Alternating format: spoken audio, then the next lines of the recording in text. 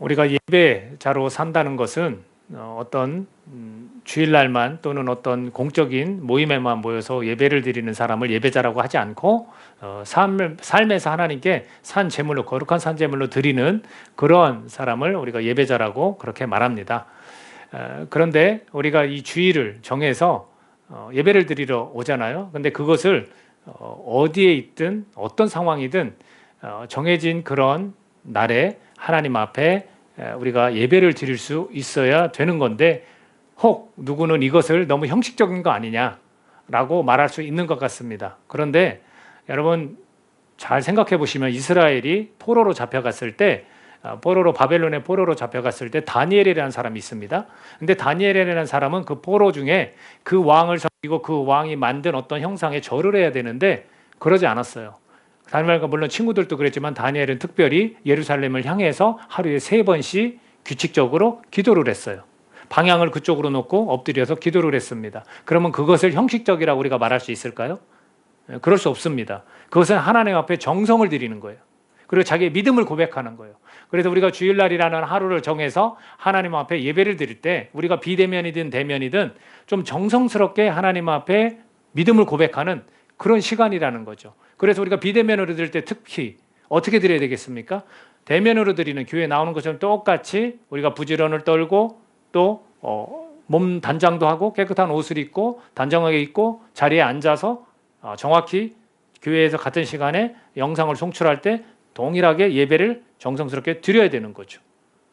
근데 그러지 않고 만약에 어떤 환경적인 것 때문에 자꾸 우리가 흐트러지고 그런 믿음의 고백들을 정성스럽게 드려야 되는데 그러지 못한다고 할 때 우리의 믿음은 흔들리게 되어 있어요. 무너지게 되어 있다는 거죠. 그래서 우리가 지금 이 자리에 와서 또 대면으로 예배를 드리건 주일이라는 날에 예배를 드릴 때 그 날은 우리가 주님께서 죽으시고 삶 안에 부활하신 그 날을 기념해서 우리가 주일이라고 그렇게 불러요. 그러면 그 기쁨, 죽은 자 가운데서 살아나신, 죽음을 이기신, 사망을 이기신 그 주님을 우리가 축하하면서 기뻐하는 그 날이 바로 오늘이거든요. 그런데 그날 우리가 주일날 또 부활하신 주님만을 기억해야 하는 것이 아니라 십자가에 대해 우리의 죄를 위해 죽으신 그 순종하심, 그 고통에 또 우리가 동참하기 위해서 이 자리에 나와서 예배를 드리는 거예요. 그러니까 우리의 마음가짐은 어때야 됩니까? 기쁜 마음도 당연히 있어야 되죠. 부활하셨고 우리는 그 영원한 생명을 얻었다. 우리의 죄를 깨끗게 해주셨기 때문에 영원한 생명을 우리는 믿기 때문에 얻을 수 있다. 그러한 소망을 갖고 기뻐할 수도 있지만, 주님께서 그러한 보잘것없는 나를 위해서, 그런 자들을 위해서 십자가에 달려 죽으신 그 고통, 죄가 없으신 분이 그렇게 십자가에 달려서 고통을 겪으셔야만 했던 것에 동참하면서 우리 마음도 아파도 하고, 다시 한번 십자가에 나를 못 박고 나는 이제는 육적인 것들은 모두 죽고 영적으로 내가 다시 태어난 사람으로서 예수 그리스도 안에서 주님을 믿는 믿음 안에서 내가 살아가는 자다라는 것을 다시 한번 확인하는 그런 시간입니다. 얼마나 소중합니까? 그래서 우리가 예배를 드릴 때 그런 마음가짐으로 하나님 앞에 예배를 드려야 된다라는 거죠. 그런 마음이 진정한 예배자의 마음이 아닐까. 근데 또 하나 중요한 것이 있습니다. 이것뿐만이 아니에요. 우리가 교회에 와서 서로를 보잖아요. 우리가 주님 안에서 한 형제고 자매가 되었습니다. 그래서 이 자리에 앉아있는 자매와 형제를 봐요. 그럼 여러분 마음이 불편합니까? 아니면 기쁩니까? 좋습니까? 서로 이렇게 만나고 얼굴을 보고 서로 중보하고 우리가 기도했잖아요. 그런 것들이 굉장한 기쁨입니다. 그래서 주일은 그래서 중요한 거예요. 서로 이렇게 만날 수 있고, 주중에 매일 만나는 신부는 거의 없을 거예요. 그렇죠? 그러나 이렇게 한 번이지만 또는 때로는 2번이지만 서로 얼굴을 볼 때 얼마나 기쁘고 좋은지 몰라요. 그것이 우리가 하나님 앞에 예배를 드리는 예배자의 기쁨이라는 거죠.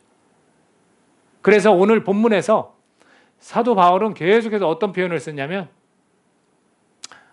문안하라, 안부를 물어라, 서로에게 기쁨이 될 수 있다는 것을 표현하고 있습니다. 문안하는 거예요. 잘 지냈습니까? 어떤 일이 있었어요? 아, 그런 일이 있었군요. 이렇게 좀 서로 편안하게 잘 됐다 이런 표현도 할 수 있고, 그래 힘들었겠다, 내가 기도해 줄게. 서로 이런 대화들을 주일날 이렇게 모여서 우리가 하는 거죠. 근데 우리 읽은 이 로마서의 이 기록은 사실은 이 말을 사도 바울만 한 게 아닙니다. 누가 또 이것을 기록했냐면 더디오라는 사람이 같이 기록을 했어요. 그러니까 지금 사도 바울의 혼자만의 겉면이 아니라 지금 공동의 겉면이에요. 같이 있어요. 글을 쓰면서 서로 이런 글을 좀 로마교회에 보내자 해서 같이 글을 쓰고 있고 말을 하고 있습니다. 네, 그런 공동의 사람들, 그 사람들은 서로라는 말로 묶어주는 용어잖아요. 서로는 너, 나 이렇게 서로, 우리. 이 서로라는 표현을 많이 씁니다. 서로 문안하라. 그래서 어떤 관계일까라는 것이 좀 궁금합니다. 도대체 어떤 관계에 이렇게 서로 문안하라고 말하는 것일까? 제가 주중에 장례를 치렀습니다. 그래서 수요일 연합 예배 때 제가 못 와서 진짜 얼굴을 보면 정말 그게 좋은데 못 와서 약간은 서운했지만 사진을 하나 목사님 보내주셔서 제가 사진을 이렇게 봤어요. 그래서 원주자매님도 계셨고 또 우리 지한 형제님도 있었고 담준이도 앉아 있었고 그래서 좀 그 사진으로 또 보니까 너무 반갑고 좋더라고요. 근데 그 장례를 치르는데 정말로 할머님이 저희 아내 할머님이 100세예요. 100세. 생일도 딱 지나셔서 꽉 찬 100세셨어. 그래서 우리는 뭐 호상이다 이런 표현도 쓰는데 사실은 호상이라는 표현은 그렇게 썩 좋아 보이진 않아요. 왜냐하면 죽음 앞에서는 다 슬퍼하는 게 맞잖아요. 아무리 이렇게 오래 사셨다 해도. 근데 거기에서 우리가 표현한 것이 뭐였냐면 코로나 상황 중에서도 가족들이 다 모였거든요. 다 마스크를 하고 있고 얼굴을 좀 이렇게 확인도 못해서 누구지? 뭐 이렇게 표현도 했는데 하도 오래간만에 보니까 근데 할머니께 고마워했어요. 야, 할머니 때문에 할머니가 천국 가시는 이 일 때문에 우리 가족들을 다 모이게 하셨구나. 이 코로나 어려운 상황 중에서도 서로 얼굴을 보게 하셨구나 해서 감사를 했습니다. 그러면서 서로 위로가 되는 거예요. 이런 저런 이야기도 하고 과거의 이야기도 하고 물론 문생각들이 그렇게 많지는 않았지만 마치 가족들이 이렇게 어디를 이렇게 휴가를 간 것처럼 다 모여서 오래간만에 정말 오래간만에 만났거든요. 그런 속에서 서로 위로가 되고 그렇더라고요. 얼굴을 보고 서로 그렇게 만난다는 게 참 좋은 거예요.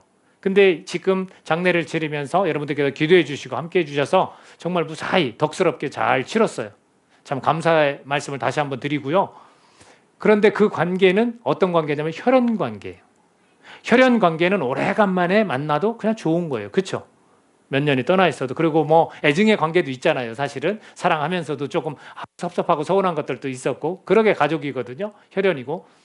근데 그 관계가 아닌 것 같아요. 지금 본문에 나온 관계는 그 관계가 아니에요. 어떤 관계입니까? 다시 맺어진 관계예요. 피로 맺어진 관계. 이건 선택의 여지가 없잖아요.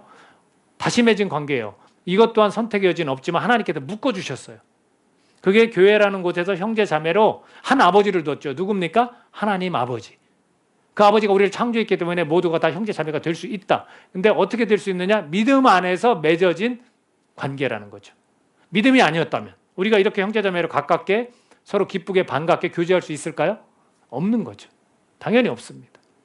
우리가 그래서 우리의 관계는 혈연 관계가 아닙니다. 우리는 그 믿음의 관계입니다. 그래서 사도 바울과 더디오도 사람들로 하여금 서로 문안하라고 막 부탁을 하는데 믿음의 관계, 다시 맺은 관계이기 때문에 그래요. 믿음을 가진 사람들은 이렇게 교제를 해야 된다는 겁니다. 물론 제가 명단을 쭉 불러볼 거거든요. 거기엔 친척도 있어요. 친척이지만 여러분 친척이지만 믿는 사람과 믿지 않는 사람 좀 다르죠. 제가 장례를 치르면서 대화를 누구랑 더 많이 하겠습니까? 믿는 사람들하고 많이 해요. 우리 친척 중에서도 믿지 않는 사람이 있거든요. 그들은 저쪽에 가서 이제 술을 많이 마시더라고요. 대화할 일이 별로 없어요. 나보고 와서도 같이 대화하자는데 대화할 일이 없어요, 사실. 근데 오히려 나는 자리를 지키면서 그 믿음 안에 있는 우리 있어요. 사촌들도 있고 처제도 있고 있거든요. 그 사람들과 대화를 좀 나누게 되는 거죠. 그러니까 친척들도 분명히 있습니다. 그러나 믿음 안에서 가능한 관계로 있다라는 거죠. 그래서 우리는 다시 맺은 관계가 굉장히 중요해요. 믿음 안에서 다시 맺은 그 관계가 굉장히 중요합니다. 오늘 나온 본문 속에 혹시 여러분들이 이 암산이 빠른 분 혹시 이거 기록했는지 모르지만 총 몇 명 나왔는지 아십니까? 모르죠. 모르죠. 여러분이 천재가 아닌 이상 모르죠. 몇 명이었냐면 총 27명. 그리고 나머지 조금 더 있어요. 그게 뭐냐면 그룹이에요. 그룹. 5그룹이 있어요. 그러니까 아마도 전체적으로 계산을 해보면 적어도 40명은 좋게 넘는 것 같아요. 40명. 사도 바울과 더디오라는 사람에게 40명의 동역자가 있어요. 물론 이거보다 더 많을 수 있어요. 그러나 얼굴을 다 본 사람도 있지만 서로 보지 않은 사람도 분명히 있지만 무난하라는 거예요.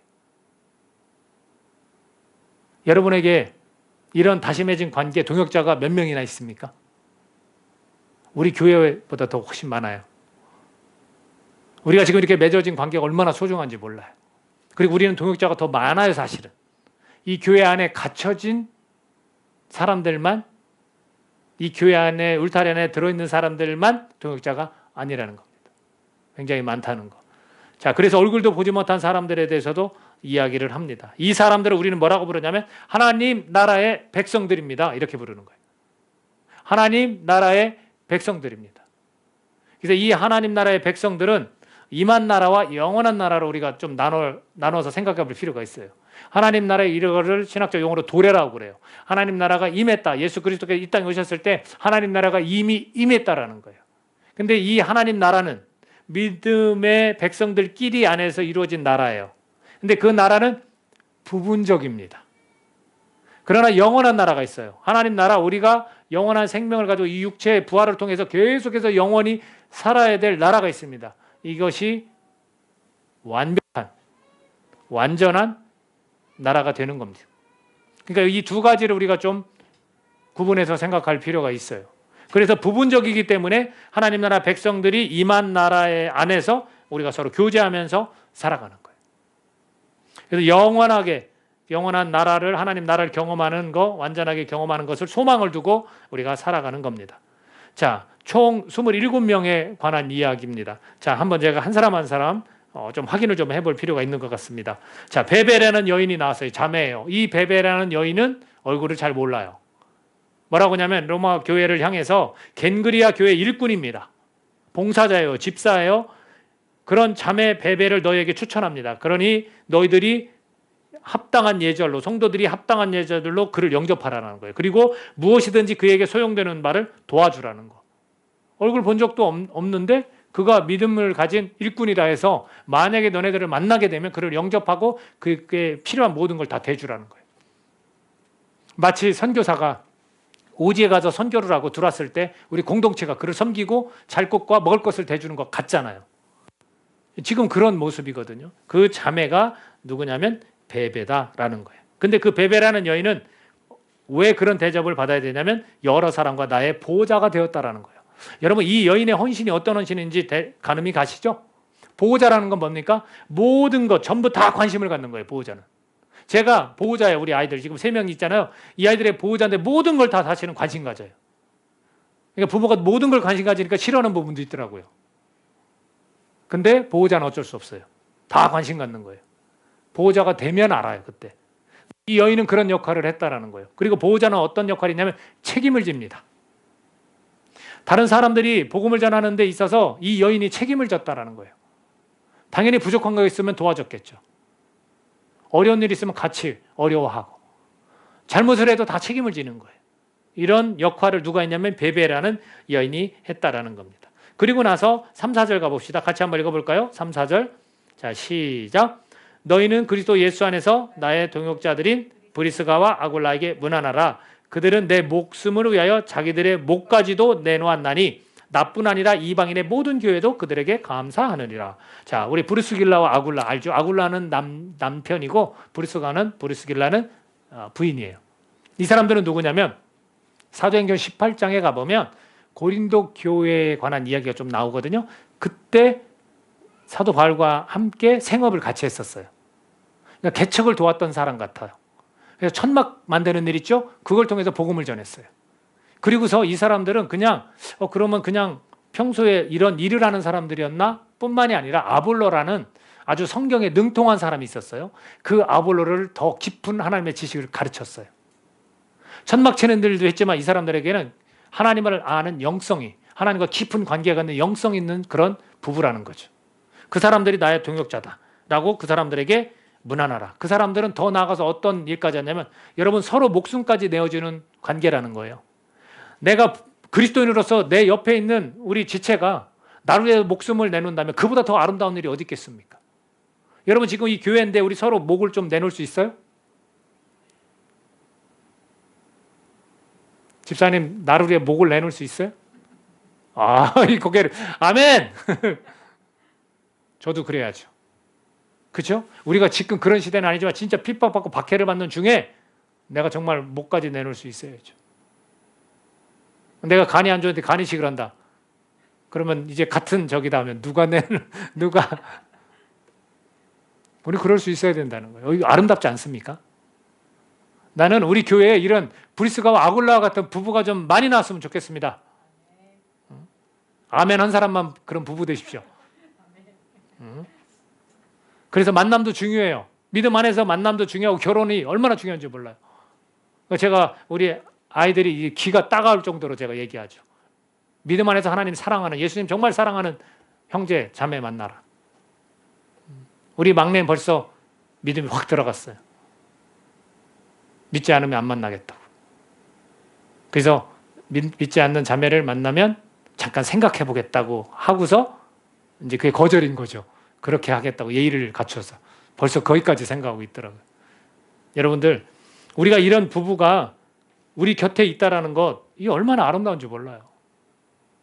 우리 가정에 지금, 우리 교회에 딱 지금 한 부부가 있는데, 우리 손집사님하고 우리 연주자매님이 그런 브리스가와 아굴라 같은 부부가 됨을 믿습니다. 정말 아름다운 것 같아요. 사도 바울과 더디오는 이런 사람들에게 문안하라. 그리고 5절에 가보니까 뭐라고 되냐면 또 저희 집에 있는 교회에도 문안하라. 지금 브리스가와 아굴라는 가정교회를 지금 하고 있는 것 같아요. 가정교회를. 그러니까 그 사람 둘뿐만 아니라 그 사람이 지금 목양하는 그 목장, 그 사람들에게도 문안하라 이렇게 이야기를 하고 있습니다.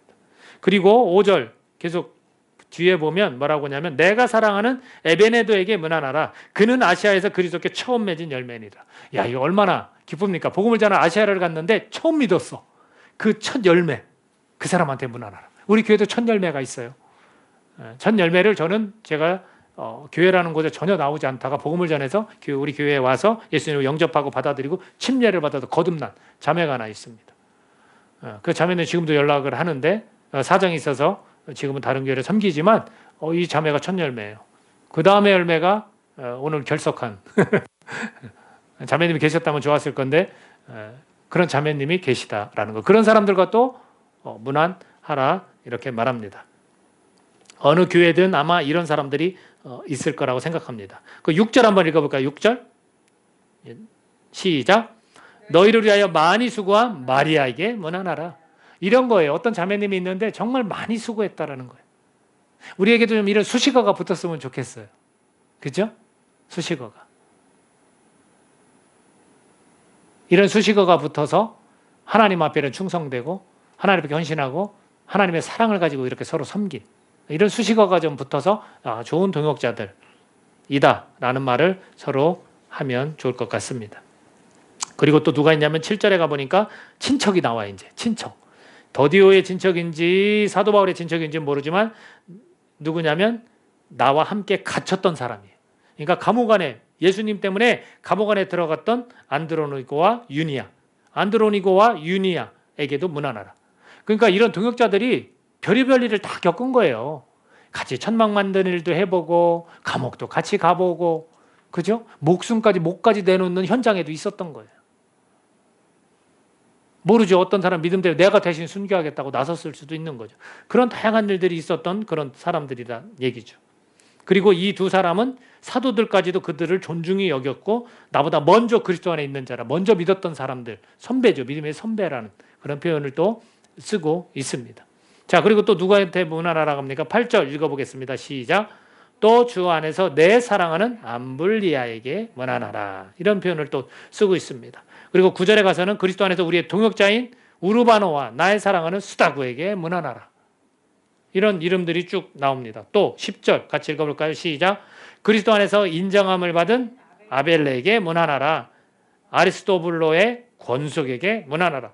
그러니까 권속이라는 얘기 뭐냐면 아리스토블로의 어떤 친척들, 가까운 사람들, 혈연 관계에 있는 사람들이거든요. 그 사람들에게도 문안하라 라고 표현합니다. 자, 11절 같이 읽어봅시다. 11절 시작. 내 친척 헤로디온에게 문안하라. 나기수의 가족 중 주 안에 있는 자들에게 문안하라 라고 되어 있습니다. 자, 여기에서 헤로디온에게 친척이 또 나왔습니다. 헤로디온에게도 문안하고 나기수의 가족 중 주 안에 있는 자들에게, 쉽게 얘기해서 믿음 안에 있는 자들에게 문안하는 거예요. 왜? 믿음 밖에 있는 자들에게 문안해봤자 잘 몰라요. 이런 교제와 이런 관계들이 잘 이루어지지 않아요. 그러니까 주 안에 있는 그런 사람들에게 또 문안하라. 그래야 격려가 되고 의지가 되는 겁니다. 그리고 또 12절에 가서 주 안에서 수고한 두루베나와 두루보사에게 문안하라. 주 안에서 많이 수고하고 사랑하는 버시에게 문안하라. 계속해서 이 동역자들에게 문안하라라고 표현을 해주고 있습니다. 저는 이렇게 계속해서 이 동역자들에 관한 이름을 불러갈 때마다 사실은 내심 제 마음 한켠에는 부러움이 있어요. 부러움이. 물론 우리 교회 내에 있는 좋은 동역자들도 계시지만 또 저는 교회 밖에서 이 복음을 같이 전하는 또 목회자들도 다 좋은 동역자들이거든요. 이런 사람들이 저에게 주변에서 계속 같이 있다라는 거죠. 자, 13절 주 안에서 택하심을 입은 루포와 그의 어머니에게 문안하라. 그의 어머니는 곧 내 어머니니라. 참 루포라는 사람 그의 어머니와 사도 바울과의 관계가 어땠는지 몰라도 이런 거예요. 믿음 안에서는 우리 믿는 자의 어머니가 곧 나의 어머니가 될 수 있는 거예요. 여러분 연령대가 조금 높은 분들이 있잖아요. 그렇죠? 교회 안에도 그런 분들이 곧 나의 어머니가 되고 나의 할머니가 될 수 있는 거예요. 그런 믿음 안에서의 그런 교제가 얼마나 중요한지 모릅니다. 그리고 나서 14절에 가보니까 아순그리도와 블레곤과 허메와 바드로바와 허마와 및 그들과 함께 있는 형제들에게 문안하라. 그러니까 형제들이라고 표현한 건 뭐냐면 또 믿음 안에 있는 그런 공동체가 또 존재한다는 거죠. 그 사람들한테 문안하라는 거예요. 15절 빌롤로고와 율리아와 또 네레오와 그의 자매와 올름바와 그들과 함께 있는 모든 성도에게 문안하라. 그러니까 주변에 계속 관계가 이 사람 타고 저 사람까지 가고 저 사람 타고 이렇게 가는 거예요. 그러니까 같은 믿음 안에 있으면 우리는 다 동역자가 될 수 있다라는 걸 보여주는 것이고 얼굴을 보지 않아도 우리는 문안을 해야 되는 거예요. 서로 소식을 전하고 안부를 묻는 거. 여러분 제가 장례를 치르고 왔잖아요. 근데 왔는데 사실 제가 조금 위로가 된 것이 하나가 있었어요. 그건 뭐냐면 장례를 치르고 집에 왔는데 전혀 모르는 분이세요. 어떤 자매님이신데 저에게 과일을 하나 보내주고 싶다는 연락이 왔어요. 어떤 목사님 통해서.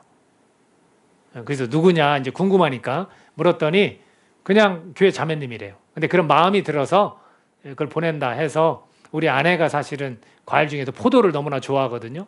근데 그 포도가 집 앞에 딱 와 있는 거예요. 여러분 그것이 별거 아닌 것 같지만 저희 부부에게는 큰 위로가 됐어요. 사모님 위로가 되셨죠? 얼굴도 몰라요. 근데 이것이 우리 동역자의 관계 아니겠습니까? 별거 아닌 것 같지만 그 마음의 정성이 우리에겐 큰 위로가 되는 거예요. 얼굴도 몰라요. 그 사람의 신앙심이 어떤지도 몰라요. 그러나 우리에게는 같은 믿음 안에서 동역자고 그 동역자의 작은 섬김으로 해서 우리가 큰 위로가 됐다라는 거죠. 그러니까 다 이런 관계라는 거예요. 이런 관계니까 서로 문안하라라고 말하는 겁니다. 자, 16절 우리 마지막 구절인데 같이 한번 읽어볼까요? 16절 시작.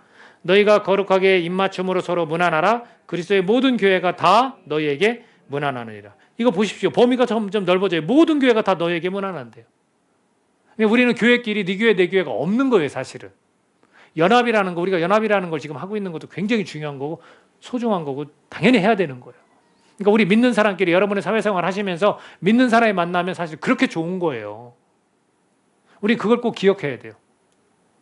우리는 구별된 사람들이거든요. 그래서 거룩하게 입맞춤하라는 거예요. 거룩하게 입맞춤하라는 건 뭐겠습니까? 거룩하게 우리가 이 로마서를 보면 계속해서 칭의, 이신, 득이, 믿음으로 의롭게 된다는 얘기를 계속해서 해주고 있잖아요. 바로 그거예요. 이 의롭게 됐다는 건 거룩하게 되었다는 거거든요. 그러니까 거룩함으로 서로 입맞춤하라는 거예요. 이게 구별된 사람들끼리 이렇게 가깝게 형제 자매가 되었으니 그렇게 지내라라는 겁니다. 이런 동역자 관계가 교회입니다, 여러분. 좀 더 범위를 넓혀서 교회들이 많잖아요. 다 같은 교회예요. 그러나 조심해야 될 교회도 있습니다. 여기서도 뭐라고 하냐면 읽지는 않았지만 제가 이렇게 읽어드릴게요. 17절만 읽어드릴게요. 형제들아 내가 너희를 권하노니 너희가 배운 교훈을 거슬러 분쟁을 일으키거나 거치게 하는 자들을 살피고 그들에게서 떠나라. 이렇게 되어 있거든요. 관계를 맺을 때 모든 교회들이 연합해서 형제자매가 될 수도 있지만 우리가 가르친 교우, 그리스도의 도 이게 아닌 것들, 이걸 거스리는 자들은 다 이단이고 분쟁을 만드는 것들은 이거는 이단이거든요. 떠나라는 거예요. 그런 것들만 우리가 분별한다면 우리 안에서 이 교회들은 서로 동역자 관계가 될 수 있다는 거죠. 그것을 말해주고 있습니다. 교회와 교회의 성도들의 관계예요. 지금 이 표현은, 문안의 표현은 분명 다른 지역의 교회와 다른 지역의 교회의 관계예요. 우리는 그거를 좀 소홀히 하는 것 같아요. 서로 좀 이렇게 약간 반목하면서 보는 것 같기도 해요. 약간 의심스러운, 그 교회가 괜찮은 교회야? 뭐 이런 표현들 쓰잖아요. 그것은 이미 우리가 편견을 갖고 있다는 걸 수 있어요. 그래서 오늘 이 말씀을 통해서 우리가 교회와 교회의 성도들도 이런 동역자 관계라는 거죠. 이걸 통해서 우리에겐 큰 의로가 된다라는 것을 오늘 우리에게 보여주고 있습니다. 그렇다면 이 동역자들이 함께 무엇을 해야 하는 걸까? 제가 세 가지만 좀 정리를 해보겠습니다. 이 동역자들이 함께 무엇을 해야 하는 걸까? 첫 번째는 함께 기뻐해야 할 것이 있다라는 겁니다. 이 동역자들을 왜 하나님 만나게 해줬냐면 함께 기뻐해야 될 것이 있어요. 뭘로 기뻐하느냐? 그거는 로마서 바로 옆에 15장에 나와 있습니다. 15장 1절에서 7절까지 다소 긴 본문인 것 같지만 제가 읽어드릴게요. 믿음이 강한 우리는 마땅히 믿음이 약한 자의 약점을 담당하고 자기를 기쁘게 하지 아니할 것이라. 우리 각 사람이 이웃을 기쁘게 하되 선을 이루고 덕을 세우도록 할지니라. 그리스도께서도 자기를 기쁘게 하지 아니하셨다니 기록된 바 주를 비방하는 자들의 비방이 내게 미쳤나이다 함과 같으니라. 무엇이든지 전에 기록된 바는 우리의 교훈으로 하여 기록된 것이니 우리로 하여금 인내로 또는 성경의 위로로 소망을 가지게 함이니라. 이제 인내와 위로의 하나님이 너희로 그리스도 예수를 본받아 서로 뜻이 같게 하여 주사 한 마음과 한 입으로 하나님 곧 우리 주 예수 그리스도의 아버지께 영광을 돌리게 하려 하노라. 그러므로 그리스도께서 우리를 받아 하나님께 영광을 돌리신과 같이 너희도 서로 받으라. 무슨 얘기냐면 믿음이 약한 자를 믿음이 좀 강한 자가 담당해 주라는 거예요. 그걸 커버해 주라는 거예요. 나를 기쁘게 하는 게 아니라 누굴 기쁘게 해요? 상대를 기쁘게 해야 하나님께서 영광 받으신다는 거예요. 우리 공동체가 이렇게 동역자들로 모인 이유가 뭐냐면 우리가 함께 기뻐할 것이 바로 이거예요. 서로를 위해서 믿음이 더 강한 자가 헌신해 주라는 거예요. 이해되시죠? 그러면 믿음이 약한 자는 그것을 섬김을 받고 또 믿음이 강해지는 거예요. 그것이 하나님이 기뻐하시고 하나님께서 영광 받으시는 일이라는 거예요. 근데 우리는 어떻게 합니까? 자기 믿음에 비춰봤을 때 아니면 저 사람 잘 못한다 이렇게 정죄해버려요. 그리고 믿음이 조금 있는 것 같이 강한 사람 같으면 그걸 자꾸 드러내요. 자기 의죠. 이러지 말라는 거예요. 예수님도 자기를 기쁘게 안 했잖아요. 그러니까 우리도 마찬가지지. 내가 헌신하고 내가 죽어짐으로 다른 사람들이 기쁨을 얻는 것, 이것이 진짜 우리 동역자들이 해야 될 일이라는 거죠. 근데 우리는 자꾸 나를 따라와라, 내 방식이 맞다, 자꾸 가르치고 지도하고 그래요. 아닙니다. 저 사람 믿음 약한 사람을 해서 내가 그걸 담당해 주는 거예요. 그것을 우리 동역자들이 함께 기뻐해야 할 거라는 거죠. 결국은 하나님께 영광을 돌리는 것이 우리의 기쁨이 되는 것입니다. 자신이 아닌 이웃을 기쁘게 하는 것. 이것이 우리 동역자들이 해야 할 일입니다. 여기서 믿음이 약한 자의 약점을 담당하라고 했을 때 믿음이 없는 자가 아니라는 거예요. 우리는 믿음이 없는 자를 기쁘게 해주는 자들이 아닙니다. 근데 때로는 나와 잘 통한다고 해서 믿지 않는데 그 사람을 자꾸 기쁘게 해줘요. 교회 내 동역자를 기쁘게 해주는 게 아니라 내 사회생활 속에서 가까워지는 친구를 기쁘게 해줘요. 믿음이 없는데. 이거는 하나님의 영광 받으시는 게 아닙니다. 자꾸 우리는 인본주의로 하나님의 이 뜻들을 자꾸 저버리는 거예요. 교회 안에 있는 동역자가 소중한 겁니다. 그 사람 믿음이 약한 자를 내가 섬기는 것이 이것이 나의 기쁨이 되어야 하고 우리 동역자들의 모두의 기쁨이 되어야 하는 거예요. 그걸 통해서 하나님의 영광 받으시는 겁니다. 근데 자꾸 이렇게 신앙생활하는 사람들이 다른 사람, 믿지 않는 사람을 기쁘게 해주려고 하는 거예요. 이게 아닙니다, 여러분. 오늘 우리는 이것을 기억해야 돼요. 동역자들이 무엇을 함께 하는 거냐면 기뻐해야 할 것을 함께 하는 거예요. 두 번째가 뭐냐면 우리가 이렇게 동역자를 하나님 만나 계신 이유가 함께 자랑할 것이 있어요. 그래서 그래요. 뭘 자랑합니까? 내가 뭐 시험에 합격하고 결혼을 하고 또는 그 결혼이 굉장히 부한 사람하고 만나서 잘 산다? 이런 거 자랑하는 게 아니에요. 은근히 그런 걸 드러내는 게 아니에요. 보세요. 15장, 로마도 똑같은 15장인데 17절에서 19절입니다. 성경이 있는 분은 같이 읽어도 좋고 제가 읽겠습니다. 로마서 15장 17절에서 19절입니다. 자, 시작. 그러므로 내가 그리스도 예수 안에서 하나님의 일에 대하여 자랑하는 것이 있거니와 그리스도께서 이방인들을 순종하게 하기 위하여 나를 통하여 역사하신 것 외에는 내가 감히 말하지 아니하노라. 그 일은 말과 행위로, 표적과 기사의 능력으로, 성령의 능력으로 이루어졌으며 그리하여 내가 예루살렘으로부터 두루 행하여 일루리곤까지 그리스도의 복음을 편만하게 전하였노라. 아멘. 자, 우리 동역자들이 함께 모여서 우리가 자랑할 것이 분명히 있습니다. 그게 뭡니까? 나를 통해서 하나님이 일하셨다라는 거예요. 그래서 사방팔방 돌아다니면서 복음을 전했다라는 거예요. 이게 자랑할 거라는 거예요. 근데 그것이 어떠냐면 말, 행위, 표적, 기사라는 거예요. 내가 정말 사방팔방 돌아다니면서 복음을 전했더니 여기에 말이 있었고 행위가 있었고 기적이 있었고 표적이 있었다. 근데 다 그것이 성령의 능력으로 된 것이다 라는 거죠. 우리의 말은 어떻습니까? 여러분 예수님 얘기 많이 하십니까? 우리의 행위는 어떻습니까? 정말 이렇게 동역자들을 세워주려고 하고 동역자들과 함께 기뻐합니까? 우리의 표적과 우리의 기사는 뭡니까? 그런 능력이 우리에게 있습니까? 왜? 성령의 능력으로만 그건 가능했다고 표현하는 거예요.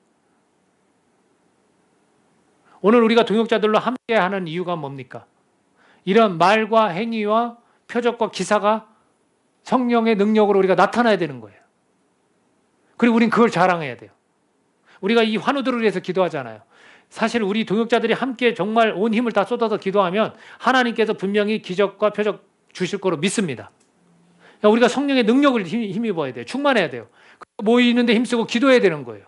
우리가 그런 사람들에서 기도할 때 그런 기적들이 나타나면 우리는 자랑할 것이 생기는 겁니다. 우리 동역자들이 함께 하나님께 영광 돌릴 수 있는 거예요. 그럼 또 기쁨이 있는 거예요. 이 관계 때문에 우리를 동역자로 붙여주시고 만나게 하셨다는 거예요. 이거 얼마나 진짜 뭐라고 표현해야 돼요? 흥미진진하고 얼마나 재밌고 이 신앙생활하는 게 얼마나 놀랍습니까? 근데 우리가 이런 것들을 하지 않았기 때문에 신앙생활이 흥미진진하지도 않고 재밌지도 않고 놀랍지도 않은 거예요. 마지막 세 번째가 뭐냐면 우리가 복음을 전한 것이 자랑할 것인과 함께 세 번째가 뭐냐면 우리는 하나님 나라를 함께 이루어가는 가족이라는 거예요. 공동체. 우리 공동체 가족이에요. 믿음으로 맺어진 우리 가족. 우리는 하나님 나라를 이루어가는 사람들이라. 그래서 저는 오늘도 여러분 때문에 사실은 말씀을 준비하면서 힘이 나는 거예요. 좋은 동역자. 힘이 나는 거예요. 이렇게 함께 가족으로 하나님 만나기 위해서 힘이 나는 거예요. 그리고 교회 밖에도 당연히 다른 교회든 어디든 그런 분들 한 분 한 분이 계시기 때문에 힘이 나는 거예요. 간혹 목사님 혹시 교회 어려운 거 기도 제목 있으세요? 하는 분도 있어요. 힘이 나는 거예요. 그걸 제가 보내주거든요. 서로 그렇게 세워주고 서로 믿음이 약하면 그걸 내가 담당해주고 하면서 우리는 기뻐하는 거예요. 그 사람이 하나님께 영광 돌리도록. 우리가 함께 복음을 자랑하는 거예요. 우리가 복음을 전했더니 어떤 일이 나타났습니다. 어떤 일이 있었습니다. 좌절 가운데 있었던 저 형제가 다시 한번 일어났습니다. 얼마나 기쁘고 감사해요. 그렇게 우리는 하나님 나라를 부분적이지만 그 나라 안의 백성이고 그 나라를 함께 이뤄가는 그런 가족이다라는 거죠. 하나님 나라의 동역자들입니다. 저와 여러분은. 예수 그리스도를 믿는 자들은 다 하나님 나라의 동역자들입니다. 우리 그렇게 한번 서로 얼굴을 보면서 우리는 하나님 나라의 동역자들입니다. 이렇게 한번 외쳐봅시다. 자, 서로를 한번 잠깐 보시고. 자, 시작. 우리는 하나님 나라의 동역자들입니다. 아멘. 같이 기도하겠습니다. 이제 우리 말씀을 붙들고 함께 기도하기 원합니다. 우리가 왜 만나게 되었을까요? 우리가 왜 예수님을 믿게 되었을까요? 우리 하나님